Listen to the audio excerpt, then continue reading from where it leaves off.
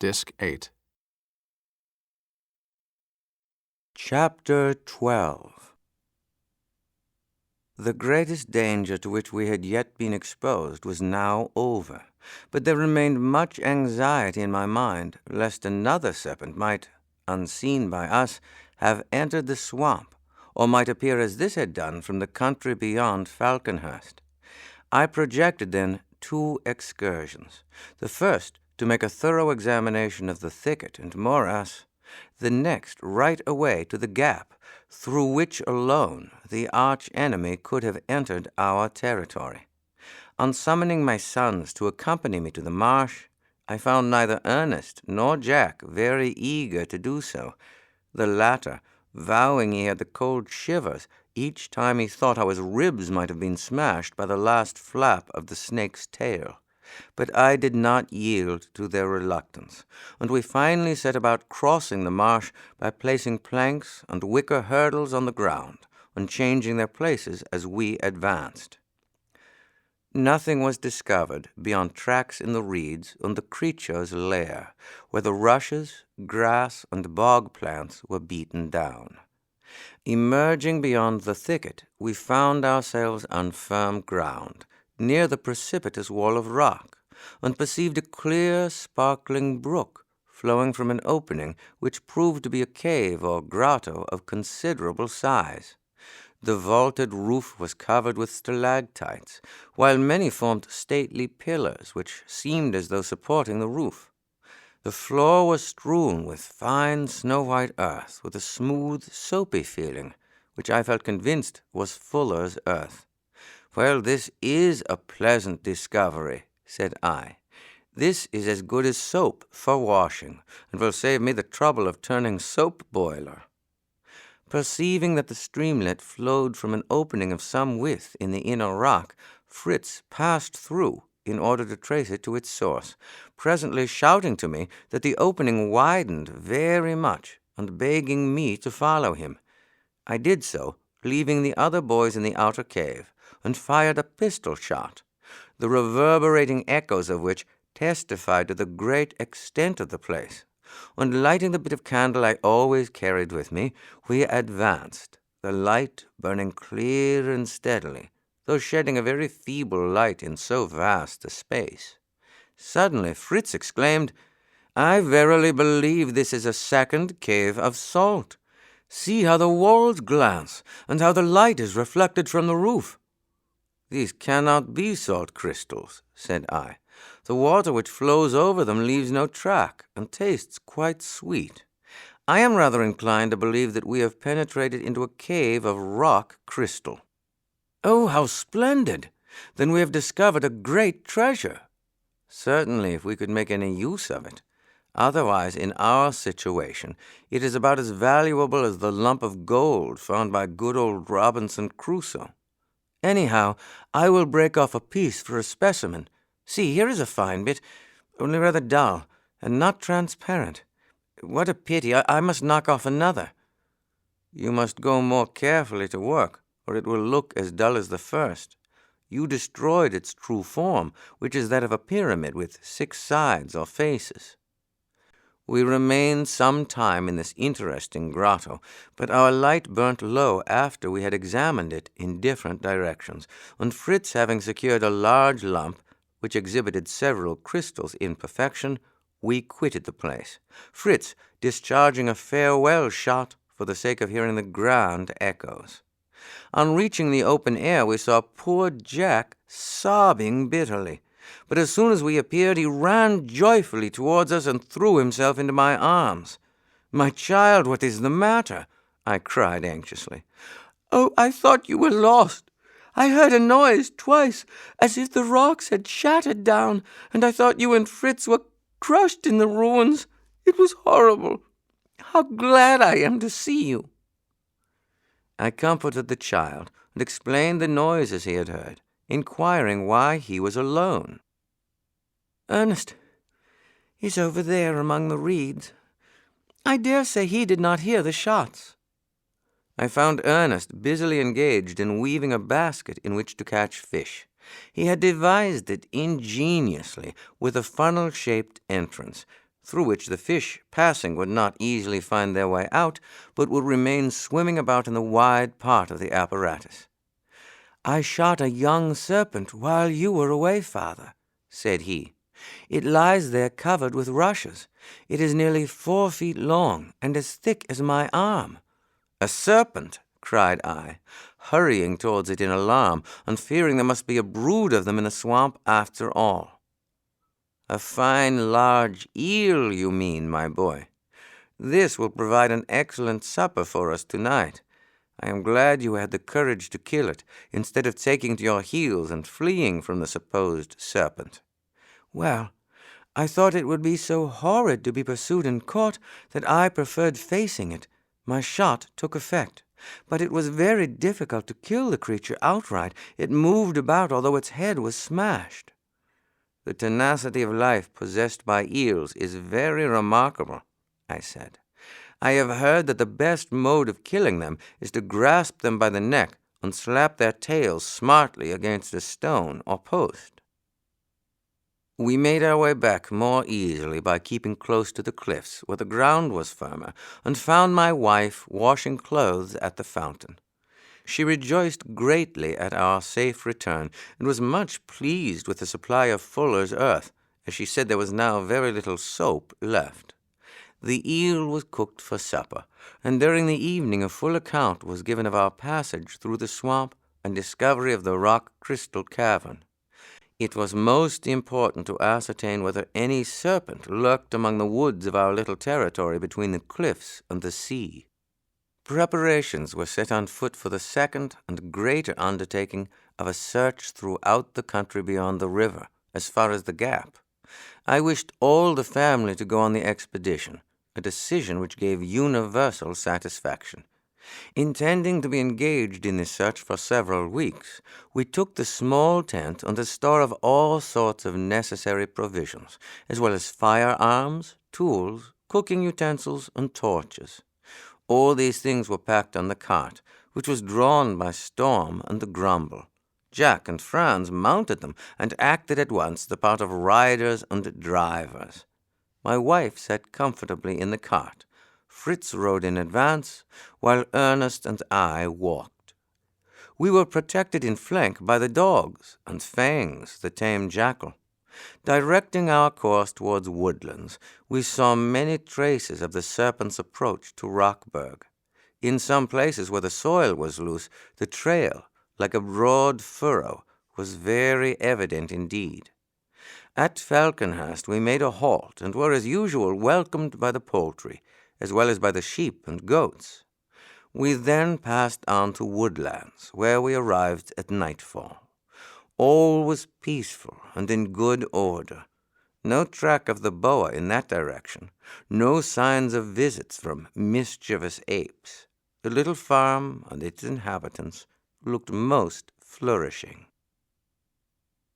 Next day was passed in making a survey of the immediate neighborhood, at the same time collecting a quantity of cotton, which was wanted for new pillows and cushions. In the afternoon Franz was my companion, carrying a small gun entrusted to him for the first time. We took Fangs and Bruno with us, and went slowly along the left bank of the lake, winding our way among reedy thickets, which frequently turned us aside a considerable distance from the water. The dogs hunted about in all directions, and raised duck, snipe, and heron. These usually flew directly across the lake, so that Franz got no chance of a shot. He began to get rather impatient, and proposed firing at the black swans we saw sailing gracefully on the glassy surface of the lake. Just then, a harsh, booming sound struck our ears. I paused in wonder as to whence the noise proceeded, while Franz exclaimed, "Oh, father, can that be Swift, our young onager?" "It cannot possibly be Swift," said I, adding, after listening attentively a minute or two, "I am inclined to think it must be the cry of a bittern, a fine, handsome bird of the nature of a heron." "Oh, may I shoot it, father? But I wonder how a bird can make that roaring noise. One would think it was an ox. It is more like lowing than braying." The noise creatures make depends more on the construction of the windpipe, its relation to the lungs, and the strength of the muscles which force out the breath, than on their size. As, for example, how loud is the song of the nightingale and the little canary bird? Some people say that the bittern booms with his long bill partly thrust into the boggy ground, which increases the hollow, muffled sound of its very peculiar cry.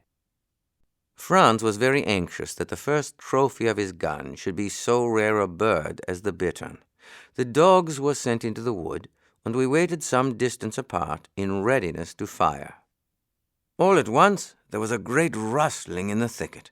Franz fired, and I heard his happy voice calling out, "I've hit him! I've hit him!" "What have you hit?" shouted I in return. "A wild pig," said he, "but bigger than Fritz's." "Aha! I see you remember the agouti. Perhaps it is not a hog at all, but one of our little pigs from the farm. What will the old sow say to you, Franz?" I soon joined my boy, and found him in transports of joy over an animal certainly very much like a pig, although its snout was broad and blunt.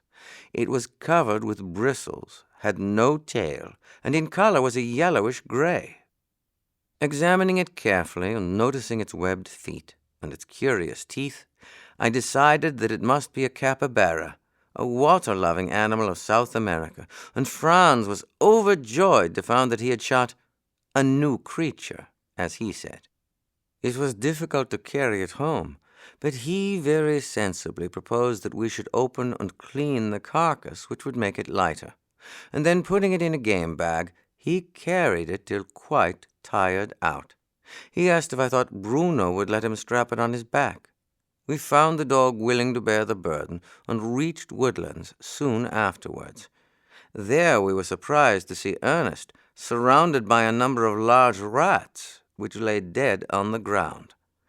"Where can all these have come from?" exclaimed I.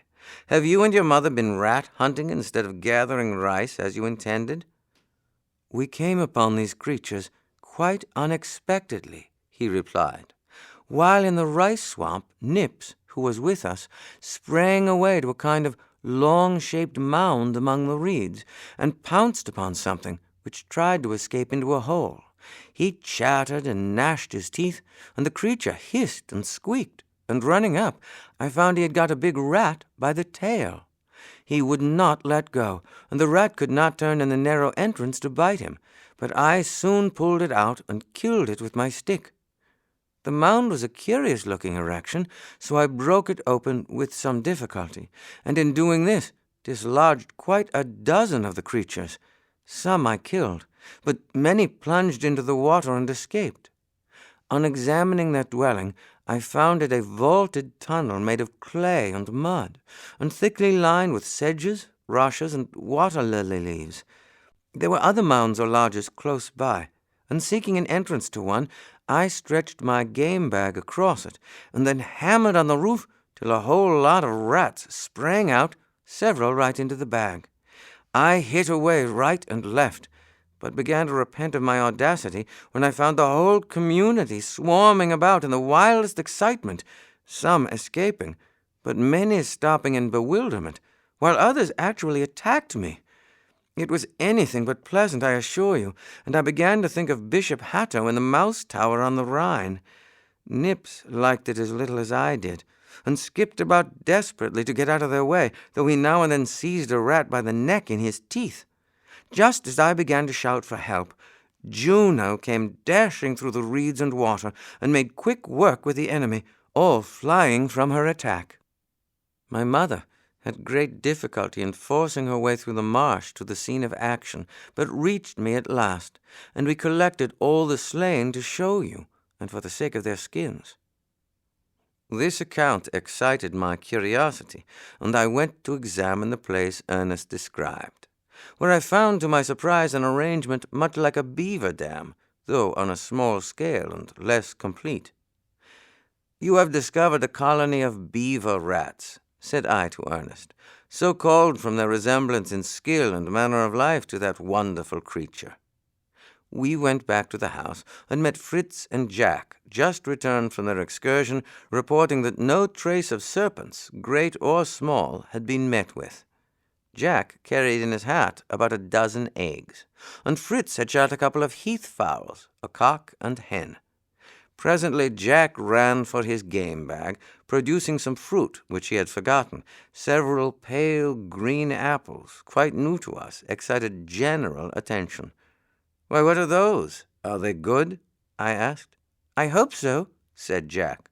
"But Fritz and I were afraid of eating some awful poison or other, like the manchineel, so we brought them for the inspection of the learned Master Nips."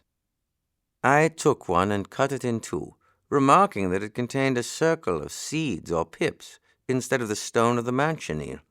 At that moment Nips slyly came behind me and, snatching up one half, began to munch it with the liveliest satisfaction, an example which the boys were so eager to follow that a general scramble ensued, and I had some trouble in securing a couple of the apples for myself and their mother. I imagined this to be the cinnamon apple of the Antilles. Everyone seeming wearied by the fatigues of the day, our mattresses and pillows were arranged, and the inmates of Woodlands betook themselves to repose. With early light, we commenced the next day's journey, directing our course to a point between the sugar brake and the gap, where we had once made a sort of arbor of the branches of trees. As this remained in pretty good condition, we spread a sailcloth over the top of it, instead of pitching the tent, and made it very comfortable quarters for the short time I proposed to stay there. Our object being to search the neighborhood for traces of the boa constrictor or any of his kindred, Fritz, Jack, and Franz went with me to the sugar-cane brake, and we satisfied ourselves that our enemy had not been there. It was long since we had enjoyed the fresh juice of these canes, and we were refreshing ourselves therewith when a loud barking of dogs and loud rustling and rattling through the thicket of canes disturbed our pleasant occupation, and as we could see nothing a yard off where we stood, I hurried to the open ground, and with guns in readiness we awaited what was coming.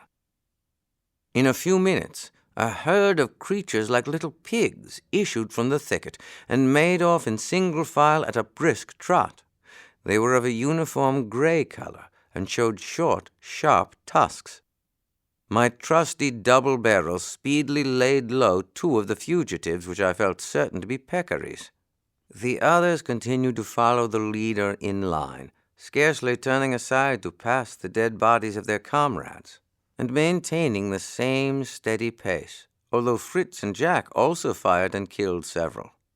Presently, hearing shots in the direction of the hut where we had left Ernest and his mother, I sent Jack to their assistance, desiring him to fetch the cart, that the booty might be conveyed to our encampment, employing the time of his absence in opening and cleaning the animals, thus reducing their weight.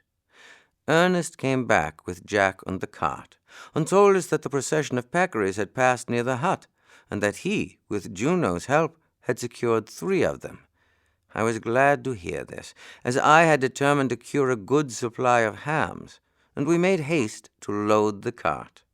The boys adorned it with flowers and green boughs, and with songs of triumph which made the woods ring, they conveyed the valuable supply of game to the hut, where their mother anxiously waited for us. After dinner we set to work upon our pigs, singeing and scalding off the bristles. I cut out the hams, divided the flitches, bestowed considerable portions of the carcass on the dogs, and diligently cleansed and salted the meat, while the boys prepared a shed where it was to be hung to be cured in the smoke of fires of green wood. This unexpected business, of course, detained us in the place for some time. On the second day, when the smoking shed was ready, the boys were anxious to cook the smallest porker in the Otahitian fashion. For this purpose they dug a hole, in which they burnt a quantity of dry grass, sticks, and weeds, heating stones which were placed round the sides of the pit. While the younger boys made ready the oven, Fritz singed and washed his peccary, stuffing it with potatoes, onions, and herbs, and a good sprinkling of salt and pepper. He then sewed up the opening and enveloped the pig in large leaves to guard it from the ashes and dust of its cooking place. The fire no longer blazed, but the embers and stones were glowing hot. The pig was carefully placed in the hole, covered over with hot ashes, and the whole with earth, so that it looked like a big mole heap. Dinner was looked forward to with curiosity as well as appetite. My wife, as usual, distrusting our experiments, was not sanguine of success, and made ready some plain food as a pis-aller. She was well pleased with the curing hut, which was roomy enough to hang all our hams and bacon. On a wide hearth in the middle we kindled a large fire, which was kept constantly smouldering by heaping it with damp grass and green wood. The hut being closed in above, the smoke filled it and penetrated the meat thoroughly. This process it had to undergo for several days. In a few hours Fritz gave notice that he was going to open his oven. Great excitement prevailed as he removed the earth, turf, and stones, and a delicious, appetizing odor arose from the opening. The peccary was carefully raised, and when a few cinders were picked off, it looked a remarkably well-cooked dish. Fritz was highly complimented on his success, even by his mother. During the process of curing our large supply of hams and bacon, which occupied us several days, we roamed about the neighborhood in all directions, finding no trace of the serpent, but making many valuable acquisitions, among which were some gigantic bamboos from 50 to 60 feet in length and of proportionate thickness. These, when cut across near the joints, formed capital casks, tubs, and pots, while the long, sharp thorns, which begirt the stem at intervals, were as strong and useful as iron nails. One day we made an excursion to the farm at Prospect Hill, and were grievously provoked to find that the vagabond apes had been there and wrought terrible mischief, as before at Woodlands. The animals and poultry were scattered, and everything in the cottage so torn and dirtied that it was vain to think of setting things right that day. We therefore, very unwillingly, left the disorder as we found it, purposing to devote time to the work afterwards. When all was in readiness for the prosecution of our journey, we closed and barricaded the hut, in which, for the present, we left the store of bacon, and arranging our march in the usual patriarchal style, we took our way to the Gap, the thorough defense of which defile was the main object we had in view. Our last halting place being much enclosed by shrubs, bamboos, and brushwood, we had during our stay opened a path through the cane thicket in the direction we were about to travel. This we now found of the greatest assistance, and the loaded cart passed on without impediment. The ground was open and tolerably level beyond, so that in a few hours we arrived at the extreme limit of our coast territory. We halted on the outskirts of a little wood behind which, to the right, rose the precipitous and frowning cliffs of the mountain gorge, while to the left flowed the torrent, leaving between it and the rocks the narrow pass we called the Gap, and passing onward to mingle its waters with the sea. The wood afforded us pleasant shelter, and standing high and within gunshot of the mouth of the rocky pass, I resolved to make it our camping place. We therefore unpacked the cart and made our usual arrangements for safety and comfort, not forgetting to examine the wood itself so as to ascertain whether it harbored any dangerous animals. Nothing worse than wildcats was discovered. We disturbed several of these creatures in their pursuit of birds and small game, but they fled at our approach. By the time dinner was ready, we felt much fatigued, and some hours of unusually sultry and oppressive heat compelled us to rest until towards evening, when returning coolness revived our strength. We pitched the tent, and then occupied ourselves with preparations for the next day, when it was my intention to penetrate the country beyond the defile and make a longer excursion across the savannah than had yet been undertaken. All was ready for a start at an early hour. My brave wife consented to remain in camp with Franz as her companion, while the 3 elder boys, and all the dogs except Juno, went with me. We expected to find it somewhat difficult to make our way through the narrowest part of the pass, which had been so strongly barricaded and planted with thorny shrubs, but found on the contrary that the fences and walls were broken down and disarranged. It was thus very evident that the great snake, as well as the herd of peccaries, had made an entrance here. This barricade was the first check that had been placed by hand of man upon the wild free will of nature in this lonely place. With one consent, storms, floods, torrents, and the wild beasts of the forest had set themselves to destroy it. We resolved to make the defenses doubly strong, being convinced that the position was capable of being barricaded and fortified so as to resist the invaders we dreaded. The prospect which opened before us, on emerging from the rocky pass, was wide and varied. Swelling hills and verdant wooded vales were seen on one hand, while a great plain stretched before us, extending from the banks of the river towards a chain of lofty mountains, whose summits were rendered indistinct in the haze of the distance. We crossed the stream, which we named East River, filling our flasks with water, and it was well we did so, for in continuing our journey we found the soil become more arid and parched than we had expected. In fact, we soon appeared surrounded by a desert. The boys were astonished at the altered appearance of the country, part of which had been explored when we met with the buffaloes.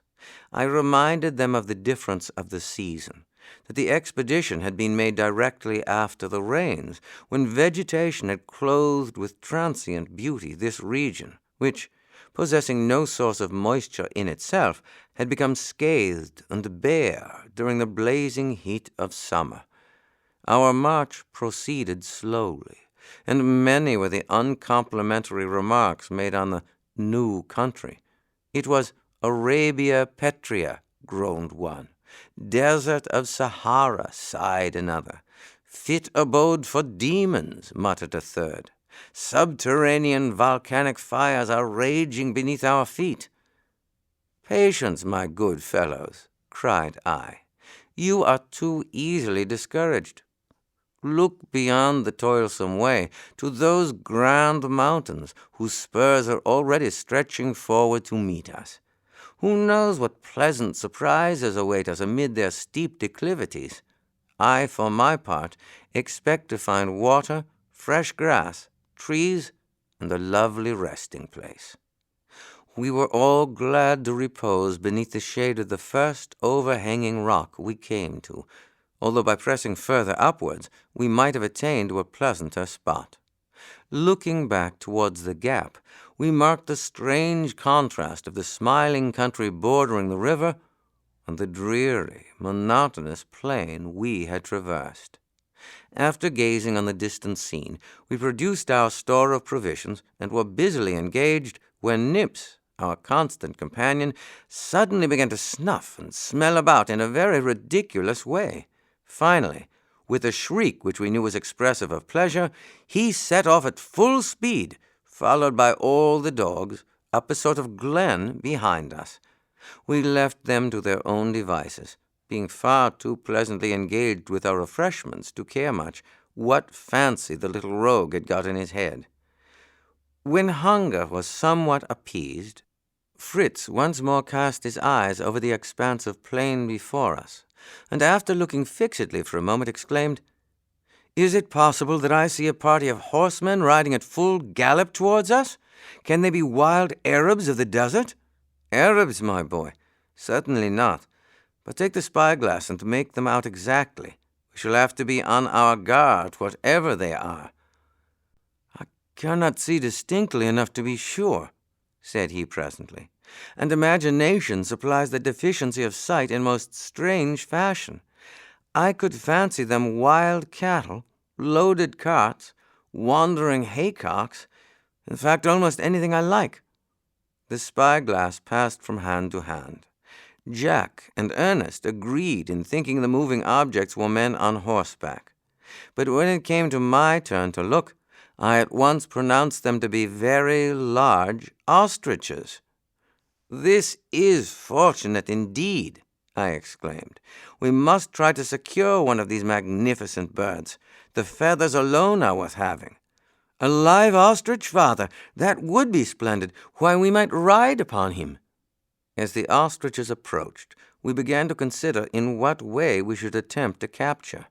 I sent Fritz and Jack to recall the dogs, and placed myself, with Ernest, behind some shrubs, which would conceal us from the birds as they came onwards.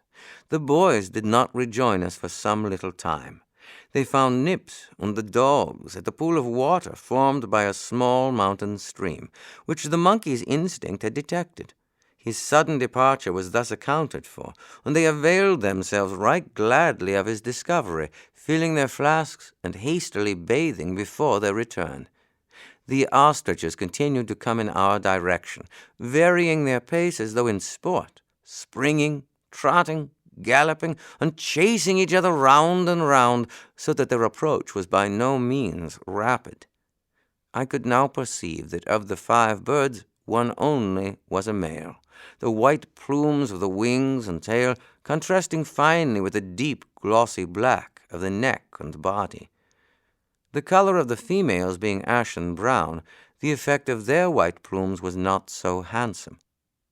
"I do not believe we shall have a chance with these birds," said I, "except by sending Fritz's eagle in pursuit, and for that we must bide our time and let them come as near as possible." "In what way, then, are ostriches caught by the natives of the African deserts?" inquired Fritz.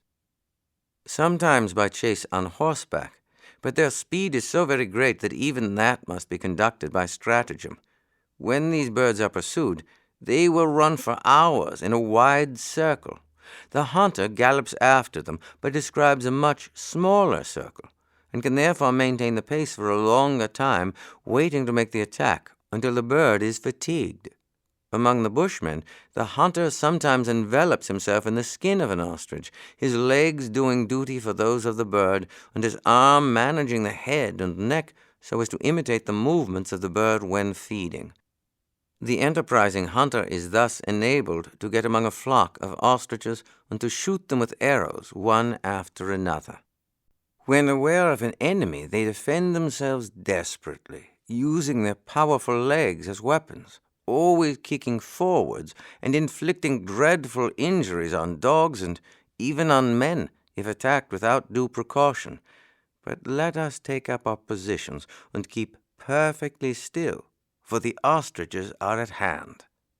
We held the dogs concealed as much as possible.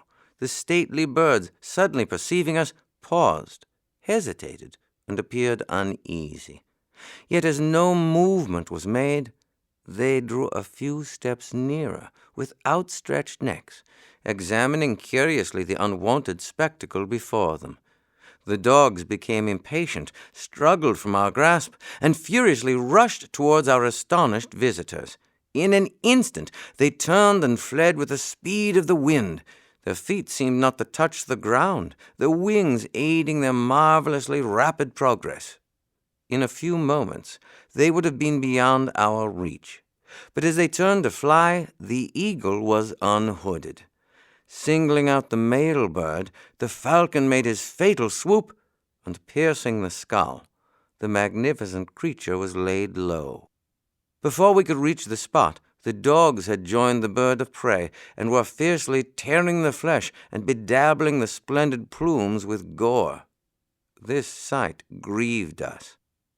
"What a pity we could not capture this glorious bird alive!" exclaimed Fritz, as we took its beautiful feathers. "It must, I am sure, have stood more than 6 feet high, and the 2 of us might have mounted him at once." "In the vast sandy deserts where nothing grows, what can flocks of these birds find to live upon?" inquired Ernest. "That would indeed be hard to say, if the deserts were utterly barren and unfruitful," returned I. But over these sandy wastes a beneficent providence scatters plants of wild melons, which absorb and retain every drop of moisture, and which quench the thirst as well as satisfy the hunger of the ostriches and other inhabitants of the wilds. These melons, however, do not constitute his entire diet. He feeds freely on grasses, dates, and hard grain, when he can obtain them. Does the ostrich utter any cry? The voice of the ostrich is a deep, hollow, rumbling sound, so much resembling the roar of the lion as to be occasionally mistaken for it. But what does Jack mean by waving his cap and beckoning in that excited fashion? What has the boy found, I wonder? He ran a little way towards us, shouting, "Eggs, father! Ostriches' eggs! A huge nestful! Do come quick!" We all hastened to the spot, and in a slight hollow of the ground beheld more than 20 eggs, as large as an infant's head. The idea of carrying more than 2 away with us was preposterous, although the boys, forgetting what the weight would be, seriously contemplated clearing the nest. They were satisfied when a kind of landmark had been set up, so that if we returned we might easily find the nest. As each egg weighed about 3 pounds, the boys soon found the burden considerable, even when tied into a handkerchief and carried like a basket. To relieve them, I cut a strong elastic heath stick, and suspending an egg in its sling at each end, laid the bent stick over Jack's shoulder, and like a Dutch dairymaid with her milk pails, he stepped merrily along without inconvenience. We presently reached a marshy place surrounding a little pool, evidently fed by the stream which Nips had discovered. The soft ground was trodden and marked by the footsteps of many different sorts of animals. We saw tracks of buffaloes, antelopes, onagers, or quaggas, but no trace whatever of any kind of serpent. Hitherto our journey in search of monster reptiles had been signalized by very satisfactory failure. By this brook we sat down to rest and take some food. Fangs presently disappeared, and Jack, calling to his pet, discovered him gnawing at something which he had dug from the marsh. Taking it for a root of some sort, Jack brought it for my inspection. I dipped it in water to clear off the mud, and to my surprise found a queer little living creature, no bigger than half an apple, in my hand. It was a small tortoise. "A tortoise, I declare!" cried Fritz. "What a long way from the sea! How came it here, I wonder?" "Perhaps there has been a tortoise shower," remarked Ernest. "One reads of frog showers in the time of the ancient Romans." "Hello, Professor. You're out for once," said I. "This is nothing but a mud tortoise, which lives in wet marshy ground and fresh water. They are useful in gardens, for although they lack a few lettuce leaves now and then, they will destroy numbers of snails, grubs, and worms." Resuming our journey, we arrived at a charming valley, verdant, fruitful, and shaded by clumps of graceful trees. It afforded us the greatest delight and refreshment to pass along this cool and lovely vale, which we agreed to call Glen Verdant. In the distance we could see herds of antelopes or buffaloes feeding, but as our dogs continually ranged a long way ahead of us, they were quickly startled and vanished up one or other of the narrow gorges which opened out of the valley. Following the imperceptible windings of the vale, we were surprised, on quitting it for the more open ground, to find ourselves in country we were already acquainted with, and not far from the Jackal Cave, as we called the place where Fangs had been captured in cubhood. On recognizing the spot, Ernest, who was in advance with one of the dogs, hastened towards it. We lost sight of him for a few minutes, and then arose a cry of terror, violent barking, and deep, surly growls. As we rushed forward, Ernest met us, looking white as ashes, and calling out, "A bear! A bear, father! He is coming after me!" The boy clung to me in mortal fear. I felt his whole frame quivering. "Courage, my son!" cried I, disengaging myself from his grasp. We must prepare for instant defense. The dogs dashed forward to join the fray, whatever it was, and not long were we in doubt. To my no small consternation, an enormous bear made his appearance, quickly followed by another. With leveled guns, my brave Fritz and I advanced slowly to meet them. Jack was also ready to fire, but the shock had so unnerved Ernest that he fairly took to his heels. We fired together, one at each bear, but though hit, the monsters were unfortunately only wounded. We found it most difficult to take aim, as the dogs beset them on all sides. However, they were much disabled, one having the lower jaw broken, and the other, with a bullet in its shoulder, was effectually lamed. The dogs, perceiving their advantage, pressed more closely round their foes, who yet defended themselves furiously with frightful yells of pain and rage.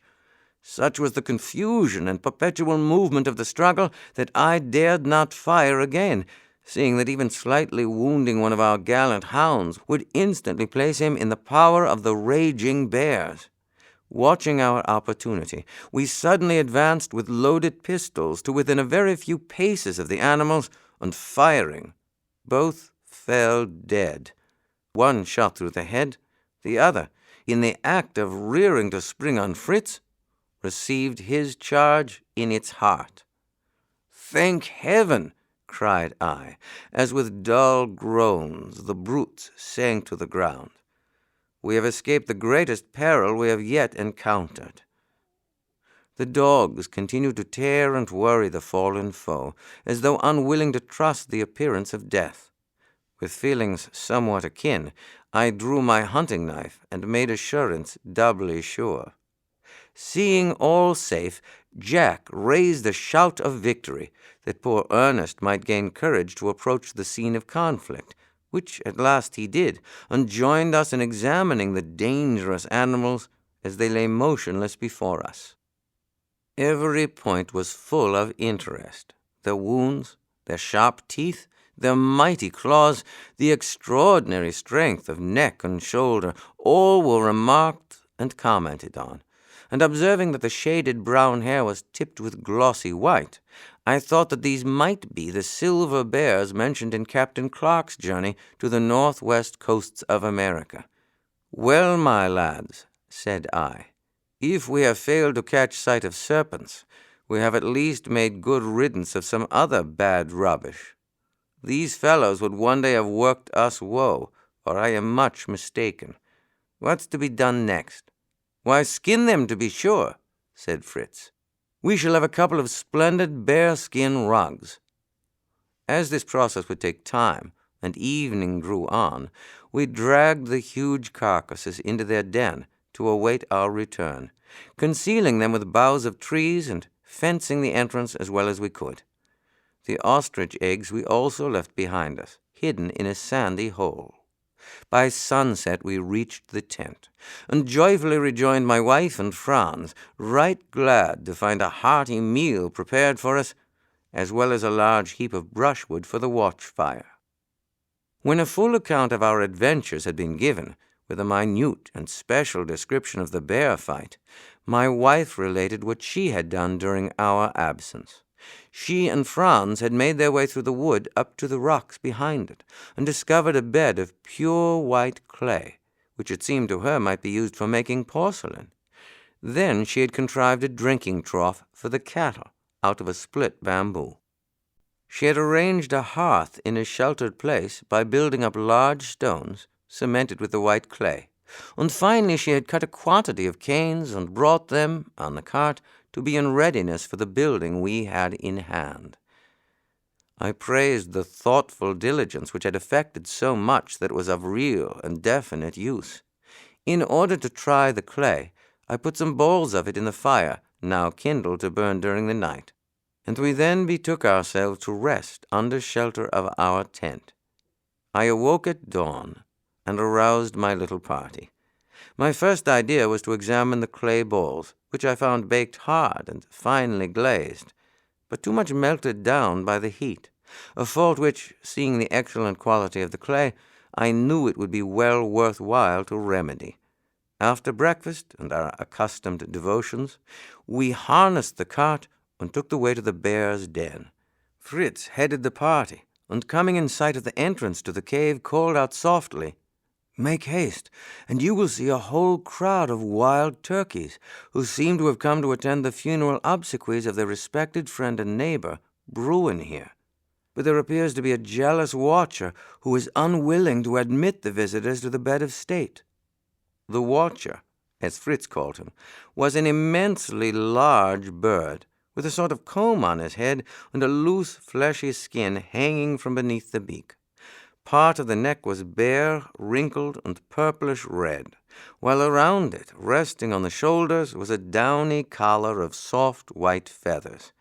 The plumage was grayish-brown, marked here and there with white patches. The feet appeared to be armed with strong claws. This great bird guarded the entrance to the cave, occasionally retiring into it himself for a few minutes.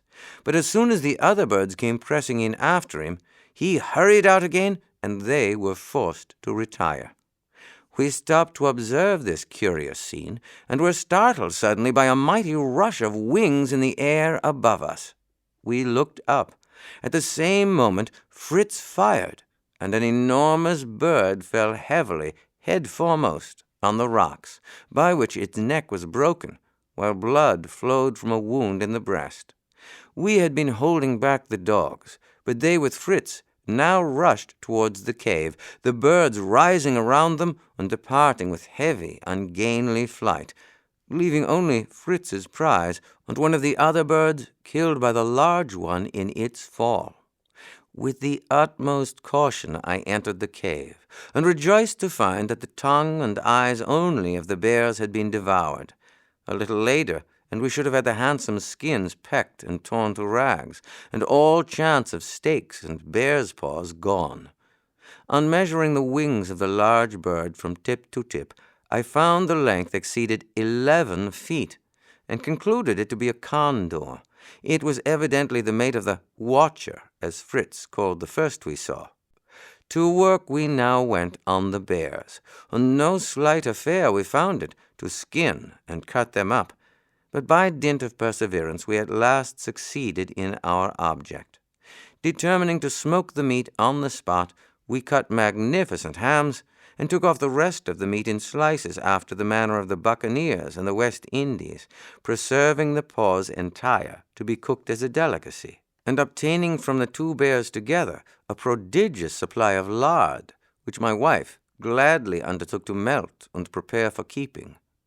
The bones and offal we drew to some distance with the help of our cattle, and made the birds of the air most welcome to feast upon it.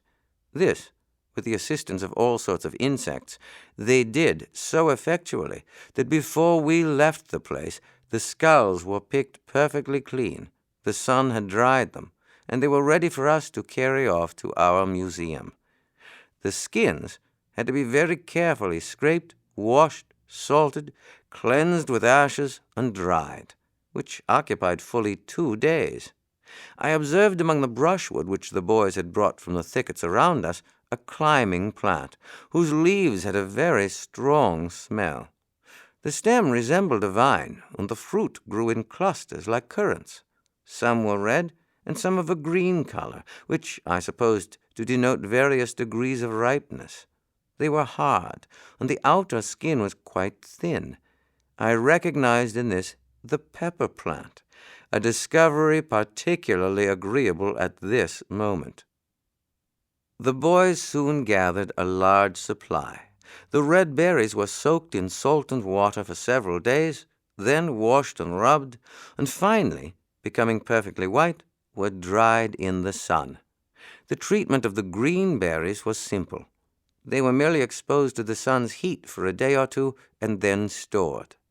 In this way we obtained enough, both of black and white pepper, to last us a very long time. I took also a number of young plants, that we might have pepper growing at Rockburg and our various settlements. Some roots of another plant were also taken, which, from the pods, appeared to be a kind of bean. We were glad of this occupation, during the tedious business of smoking the bear's meat, and availed ourselves of the leisure time by also preparing for stuffing the condor and the turkey buzzard, urubu, or black vulture, for I could not determine to which species the smaller bird belonged. The 4 boys at length became so weary of inaction that I determined to let them make an excursion alone on the savannah. 3 of them received this permission with eager delight, but Ernest said he would prefer to remain with us, to which, as the expedition was to be entirely one of pleasure, I could make no objection. Little Franz, on the other hand, whom I would willingly have kept with us, was wild to go with his brothers, and I was obliged to consent, as I had made the proposal open to all, and could not draw back. In the highest spirits they ran to bring their steeds, as we were fain to call the cattle they rode, from their pasturage at a short distance. Speedily were they saddled, bridled, and mounted. The 3 lads were ready to be off. It was my wish that our sons should cultivate a habit of bold independence, for well I knew that it might be the will of God to deprive them easily of their parents, when, without an enterprising spirit of self-reliance, their position would be truly miserable.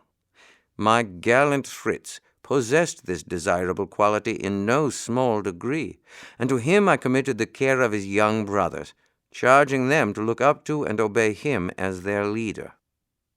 They were well armed, well mounted, had a couple of good dogs, and, with a hearty, "God speed and bless you, my boys," I let them depart.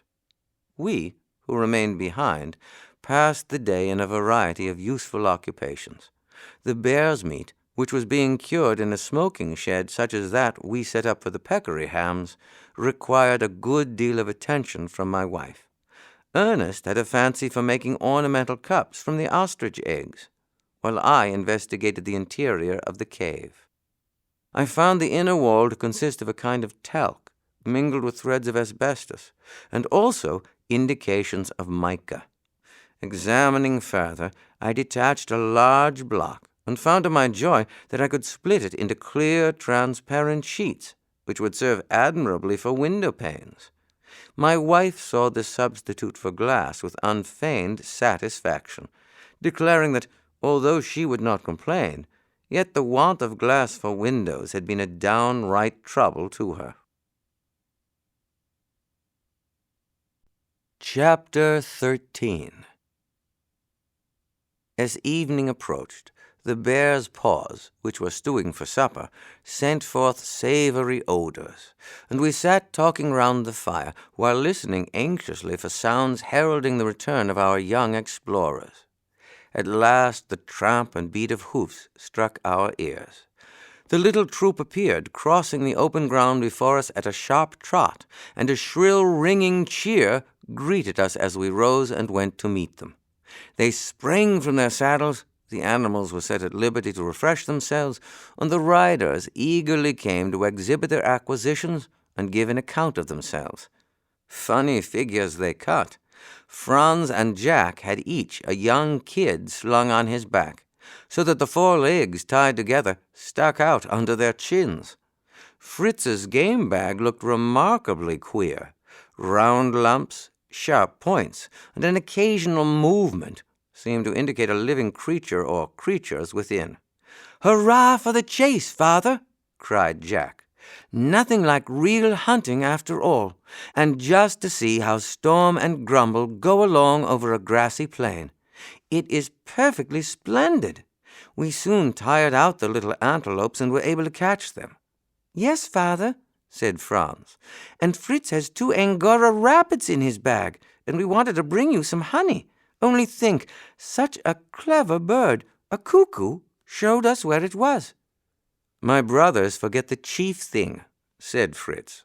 "We have driven a little herd of antelopes right through the gap into our territory, and there they are, all ready for us to hunt when we like, or to catch and tame." "Well done!" cried I. "Here is indeed a list of achievements. But to your mother and me, the chief thing of all is God's goodness in bringing you safe back to us. Now let us hear the whole story, that we may have a definite idea of your performances."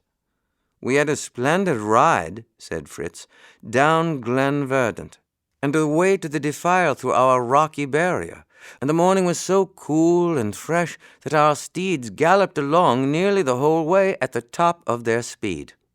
When we had passed through the gap, we moderated our furious pace and kept our eyes open on the lookout for game.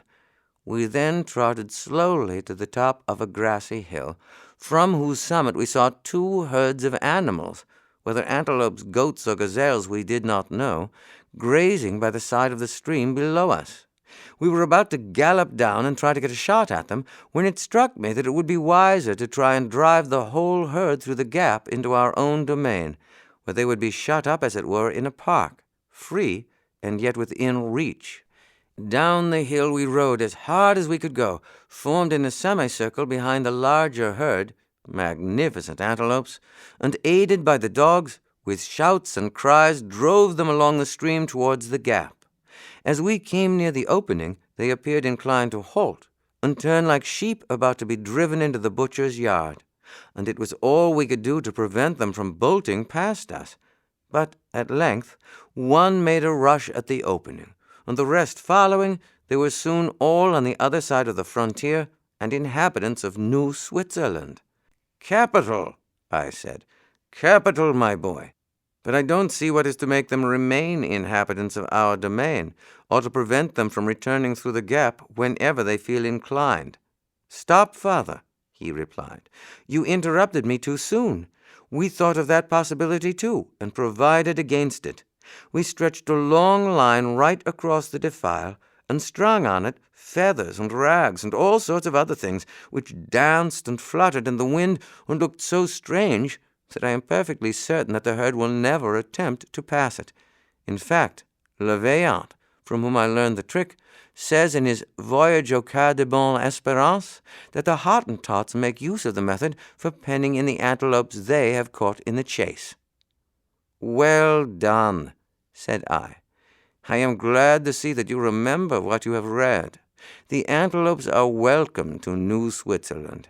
But, my boy," I added, "I cannot say the same for the rabbits you have there.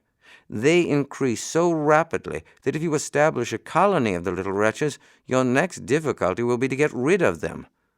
"True," he replied, "but my idea was to place them upon Whale Island, where they would find abundant food and at the same time in no way trouble us. May I not establish a warren there? It would be so useful. Do you know my eagle caught these pretty little fellows for me? I saw a number of them running about, and so unhooded him, and in a few minutes he brought me 3, one dead, with whose body I rewarded him, and these 2 here unhurt."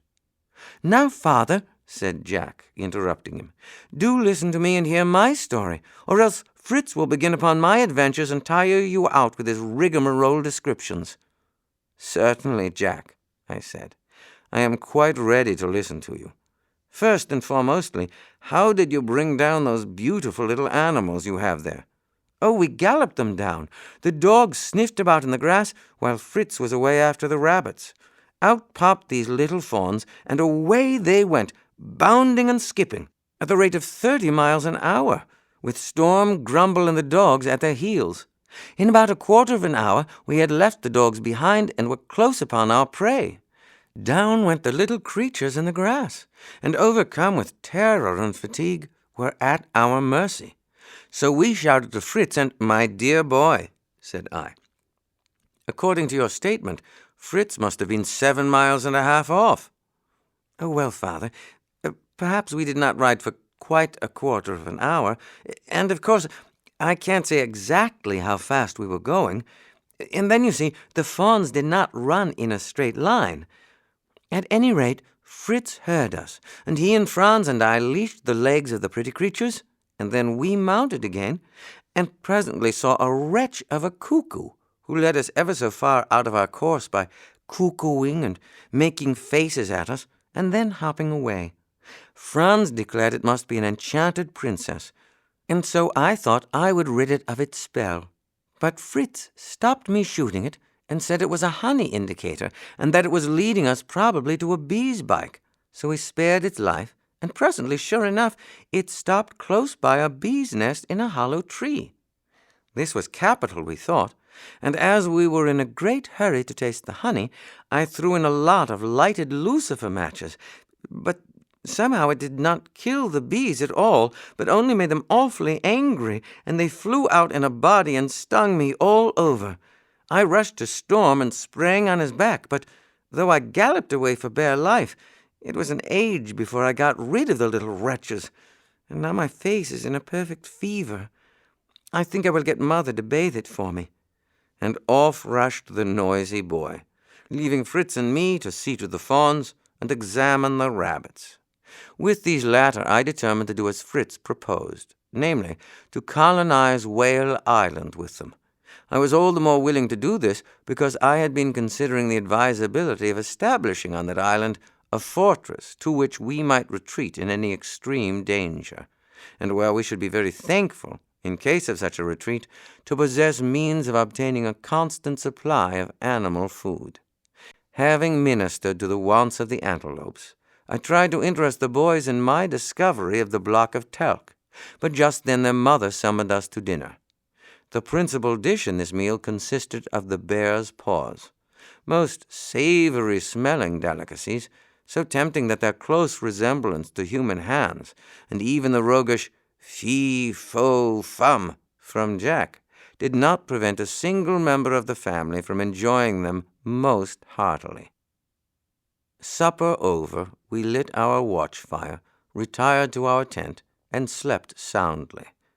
We had been working very diligently.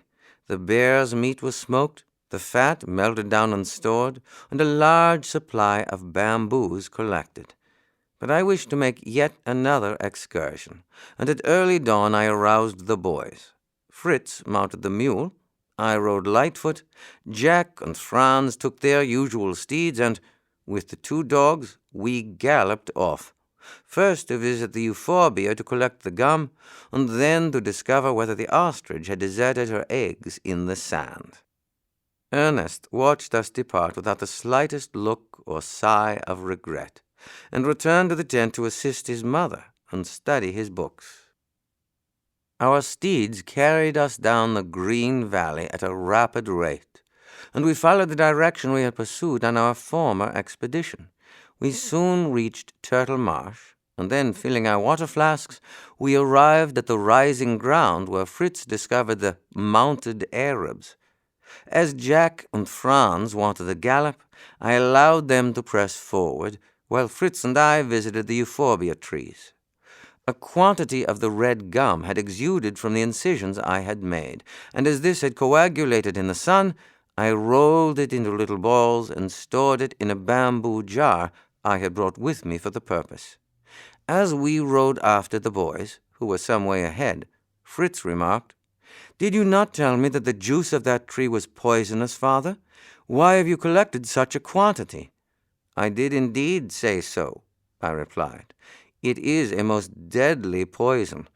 The inhabitants of the Cape of Good Hope use it to poison the springs where wild animals assemble to quench their thirst, and they thus slaughter an immense number of the creatures for the sake of their hides.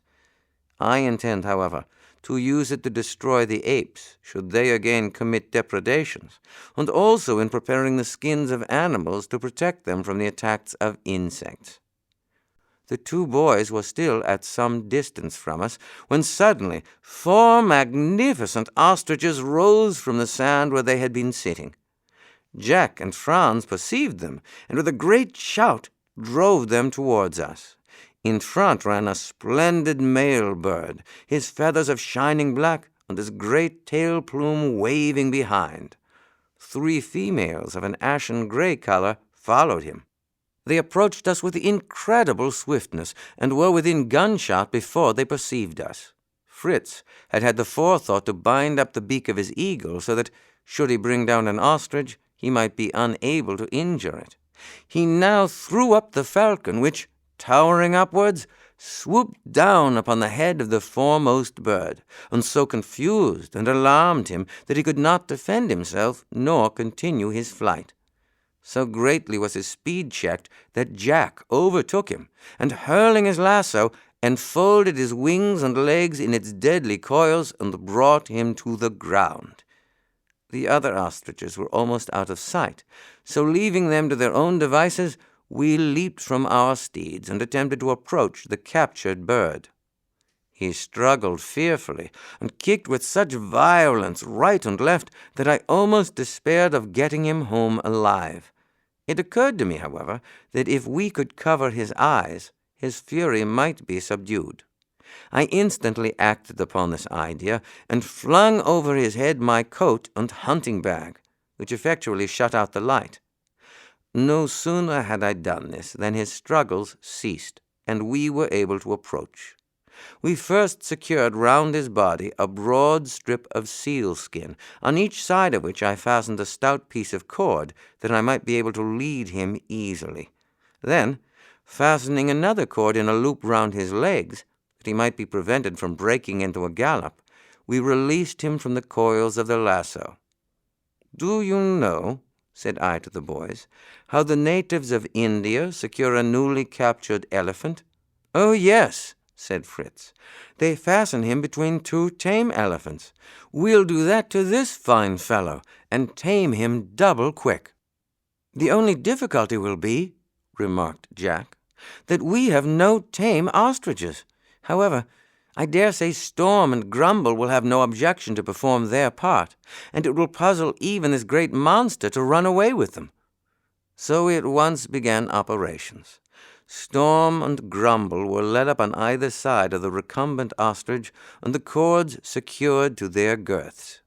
Jack and Franz, each armed with a stout whip, mounted their respective steeds. The wrappers were removed from the bird's eyes, and we stood by to watch what would next occur. For some moments after the return of his sight, he lay perfectly still. Then he arose with a bound, and not aware of the cords which hampered him, attempted to dash forwards. The thongs were stout, and he was brought to his knees. A fruitless struggle ensued, and then at length, seeming to accommodate himself to circumstances, he set off at a sharp trot, his guards making the air re-echo with their merry shouts. These cries stimulated the ostrich to yet further exertions, but he was at length brought to a stand by the determined refusal of his four-footed companions to continue such a race across loose sand. The boys having enjoyed the long run, I told them to walk with the prisoner slowly home, while Fritz and I returned to examine the ostrich's nest. The eggs were quite warm, and I was certain that the mother had quite recently left the nest. Leaving about half, I packed the rest of the eggs in a large bag I had brought for the purpose, and slung it carefully on the saddle before me. We soon caught up our advance guard, and without other notable incident reached our tent. Astonishment and dismay were depicted on the face of my wife as we approached. "My dear husband," she exclaimed, "do you think our provisions so abundant that you must scour the deserts to find some great beast to assist us to devour them? You must discover an iron mine next, for iron is what ostriches chiefly live on, is it not? Oh, I do wish you would be content with the menagerie you have already collected, instead of bringing in a specimen of every beast you come across. And this is such a useless monster." "Useless? Mother!" exclaimed Jack. "You would not say so had you seen him run. Why, he will be the fleetest courser in our stables. I am going to make a saddle and bridle for him, and in future he shall be my only steed. Then as for his appetite, father declares it is most delicate. He only wants a little fruit and grass, and a few stones and tenpenny nails to help his digestion." The way in which Jack assumed the proprietorship of our new prize seemed to strike his brothers as rather cool, and there was instantly a cry raised on the subject. "Very well," said Jack, "let us each take possession of the part of the ostrich we captured. Your bird, Fritz, seized the head. Keep that. Father shall have the body, I'll have the legs, and Franz a couple of feathers from the tail." "Come, come," said I. "I think that Jack has a very good right to the ostrich, seeing that he brought it to the ground, and if he succeeds in taming it and converting it into a saddle horse, it shall be his. From this time, therefore, he is responsible for its training."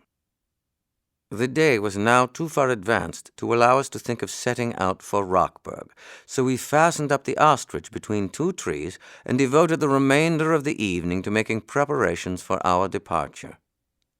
At early dawn, our picturesque caravan was moving homewards.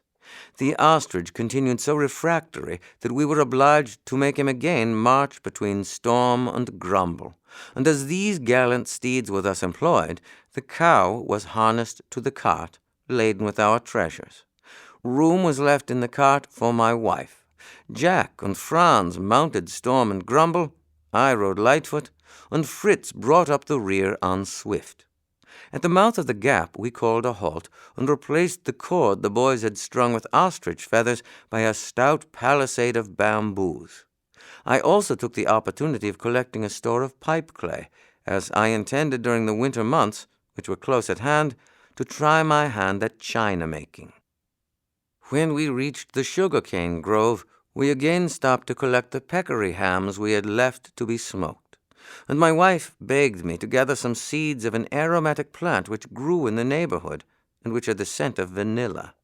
I obtained a good supply, and we moved forward towards Woodlands, where we intended to rest for the night after our long and fatiguing march. Our tent was pitched, and on our beds of cotton we slept soundly. Next morning early we examined our farmyard, which appeared in a most prosperous and flourishing condition. This book is continued on Disc 9.